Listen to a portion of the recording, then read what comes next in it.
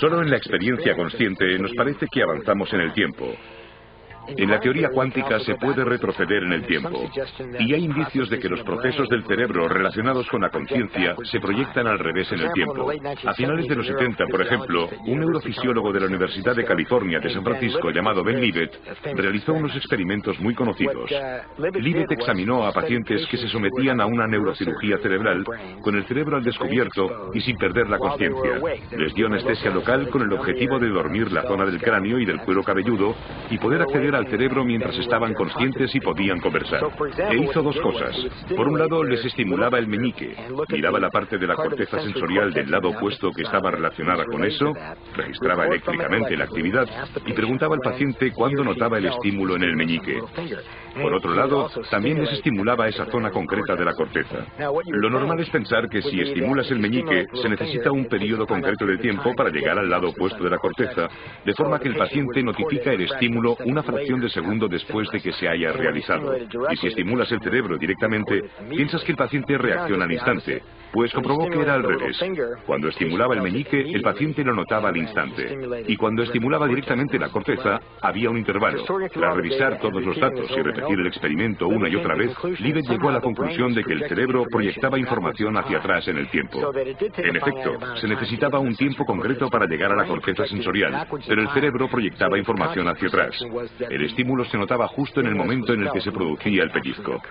Algunos estudios han demostrado que cuando la gente empieza a mover una mano o a decir algo, hay actividad en el cerebro, en determinadas células nerviosas del cerebro, incluso antes de que la persona sea consciente de lo que quiere hacer.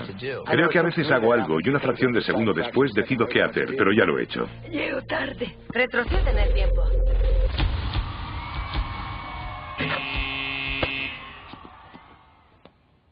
¿Qué pasa? Recuerde que está vacío. ¿Cómo sabe de Dr. Radar? Leo los cómics del Dr. Quanto. Todo el mundo cree que son cosas de críos, pero son reales. Así que hago magia en la cancha. Lo que nos enseñan en el colegio no es exactamente la verdad. Además, los sentidos nos gastan bromas. Uno debe preguntarse, ¿qué es la realidad en la que nos encontramos? Los físicos modernos dicen que no son más que ondas de información. ¿Me lo creo? Eso espero. ¡Oiga! Así que hago magia en la cancha. Sí, yo siempre escojo primero al niño prodigio. El Dr. Quanto dice que todo el mundo tiene poderes mágicos, que todo el mundo los usa, que los usa siempre. Cada vez que uno mira. Y aquí tenemos al padre de todos los misterios cuánticos. El experimento de la doble ranura, que tiene muy mala fama. Para entender este experimento, primero tenemos que ver cómo actúan las partículas o las bolitas de masa. Si disparamos al azar un objeto pequeño, canicas por ejemplo, hacia la pantalla, vemos reflejado un patrón en la pared de detrás en la que han rebotado tras pasar por la ranura. Y ahora, si añadimos una segunda ranura, lo lógico es esperar ver una segunda franja en la pared de detrás. Ahora, probemos con ondas. Las ondas alcanzan la ranura, se propagan y llegan a la pared de detrás, donde tienen mayor intensidad justo enfrente de la ranura. La franja de resplandor demuestra precisamente esa mayor intensidad.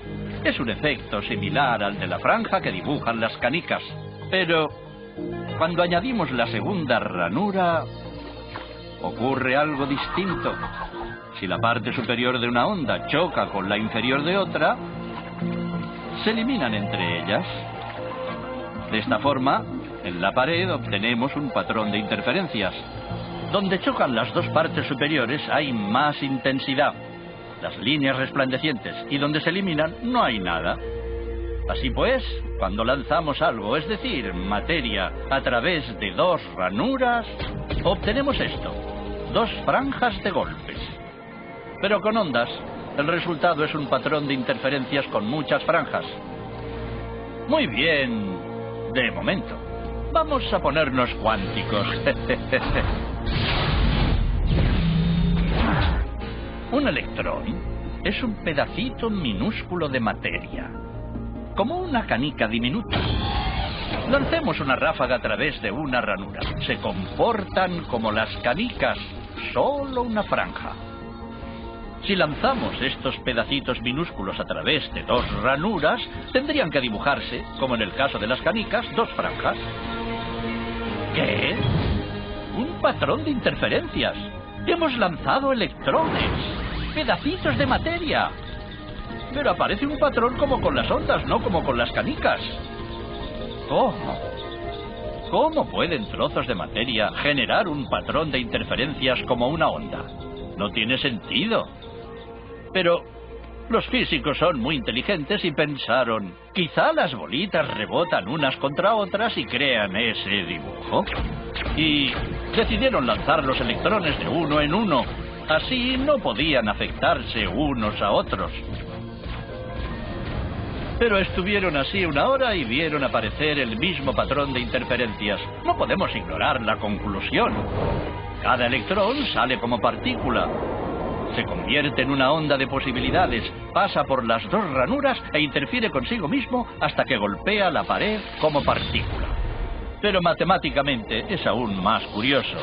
Pasa por las dos ranuras y por ninguna. Pasa por una y por la otra.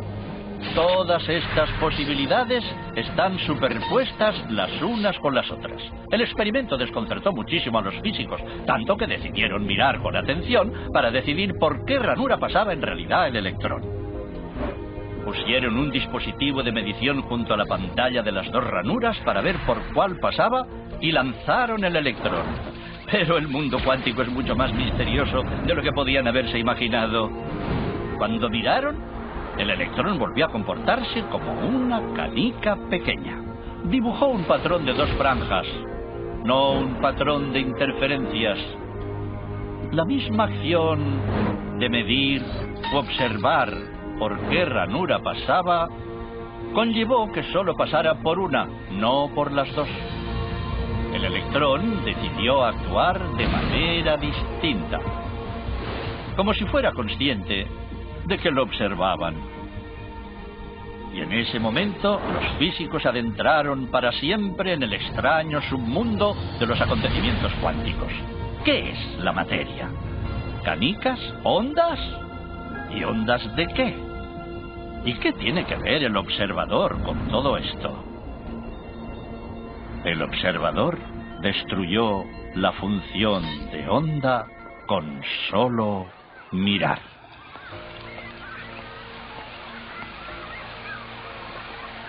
Nosotros somos siempre el observador. Pero a veces nos identificamos tanto con los acontecimientos que incluso perdemos el aspecto del observador. Por eso el materialista se pierde y piensa que podemos pasar sin el observador. Los datos físicos demuestran que un objeto es una simplificación de lo que llamamos el entorno. Cuando nos fijamos en las partículas atómicas y subatómicas, o en la materia atómica o subatómica en cualquier forma, descubrimos que nuestra manera de observar y la elección de lo que queremos examinar cambian las propiedades de lo que vemos en lo que llamamos el entorno. ¿Eso es el observador? Algo tan complicado para el entendimiento, el mundo descabellado y extraño de las partículas cuánticas y de sus reacciones. Eso es, pues, el observador. Y a pesar de que no podemos tener una ciencia cuántica sin la observación de los científicos que han llegado hasta allí, que la han descubierto capa tras capa tras capa, todos son observadores.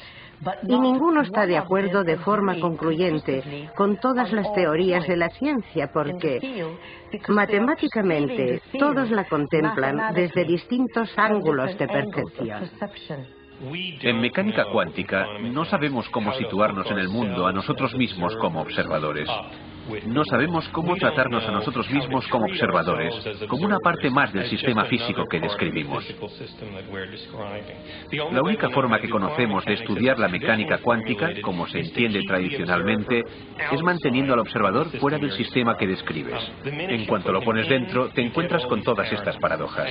Y en mecánica cuántica nos vemos obligados a decir cosas como, mira, el libro hace lo que hace por la mecánica cuántica, y yo lo veo porque estoy ahí, y lo veo. Y es mejor que no intentes analizar la segunda parte de la frase desde un punto de vista de aplicación de la mecánica cuántica, porque no funcionará. Por eso hay dos leyes distintas de la evolución de los sistemas físicos. Una para cuando no los miras, y otra para cuando sí.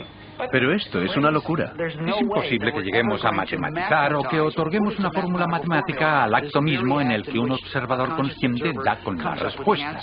La gente dice, pero si hay dispositivos de medición, el aparato lo registra y ahí está, en una cinta, grabado. Pero se olvida una parte de la ecuación. Alguien tiene que mirar la cinta. Y hasta que alguien lo mira, en la cinta no hay nada. Cuando no miras hay ondas de posibilidades. Cuando miras hay partículas de experiencia. Una partícula que imaginamos como algo sólido, en realidad existe en lo que se llama una superposición, una onda desplegada de posibles ubicaciones. Está en todas a la vez, pero en el momento en que te fijas, se coloca en una sola de las posibles posiciones. Es fácil crear situaciones en las que las ecuaciones del movimiento predigan que, por ejemplo, la onda de función, la psi de una pelota de baloncesto, se distribuye de forma uniforme por toda la cancha. No tenemos ni idea de qué aspecto tendría semejante estado. Según la ley de la mecánica cuántica, en teoría es un estado en el que ni siquiera tiene sentido ni formular la pregunta ¿dónde está la pelota? Esto es, según la ley de la mecánica cuántica, preguntar dónde está una pelota de baloncesto cuya psi se distribuye uniformemente por toda la cancha es el equivalente lógico de preguntar, por ejemplo, el estado civil del número 5. ¿De acuerdo? No se trata de que no sabes la respuesta. No se trata de que no sabes si el número 5 está casado o no. Se trata de que, para empezar, la pregunta es totalmente inapropiada. El número 5 no tiene estado civil. No hay nada sobre lo que preguntar. Y de la misma manera, una pelota cuya función de onda está distribuida uniformemente por toda la cancha, por coherencia, no tiene una posición por la que se pueda preguntar.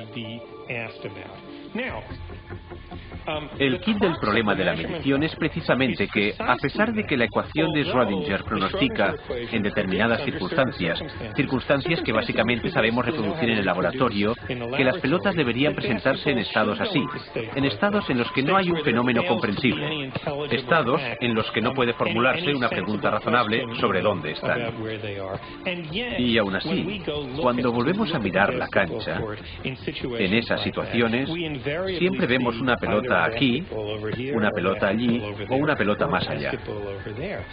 El hecho de que veamos la pelota en un sitio concreto en lugar de verla en una especie de estado de ciencia ficción que ni siquiera podemos imaginar y en el que no se podría preguntar por su ubicación, el hecho de que la veamos siempre en un lugar concreto es un incumplimiento explícito de las ecuaciones del movimiento. Y es exactamente en ese punto en el que surge el problema de la medición. Si miramos, pasan cosas. Si no, nada.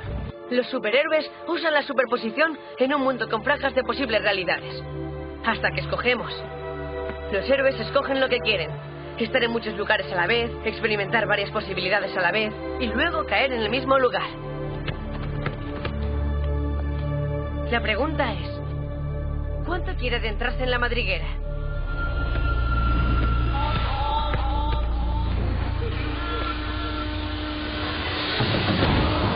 Las posibilidades. La mente crea múltiples posibilidades en el subconsciente.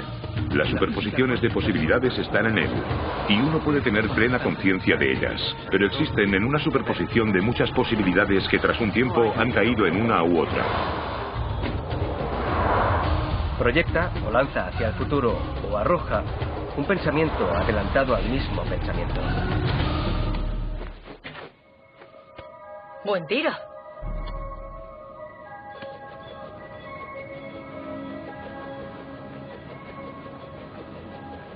Pero el verdadero padre de lo extraño en el estrambótico mundo de la física cuántica es el entrelazamiento. Si la simetría de inversión temporal acaba con la noción de tiempo, el entrelazamiento destruye nuestra experiencia del espacio. Dos objetos, dos electrones creados a la vez, están entrelazados. Manda uno a la otra punta del universo